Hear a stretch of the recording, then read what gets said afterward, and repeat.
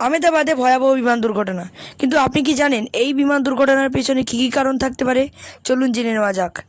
12ই June 2025 বৃহস্পতিবার দুপুর 1:30 আহমেদাবাদের সর্দার বল্লভভাই প্যাটেল আন্তর্জাতিক বিমানবন্দরের 23 নম্বর রানওয়ে থেকে উড়ান শুরু করে এয়ার ইন্ডিয়ার বিমান 171।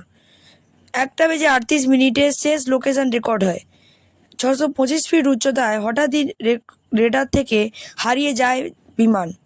আহমেদাবাদের মেঘানীনগরে ভেঙে পড়ে বিমান। বিমানে ছিলেন 2 জন পাইলট এবং 12 জন বিমান কর্মী। যাত্রী ছিল 230 জন।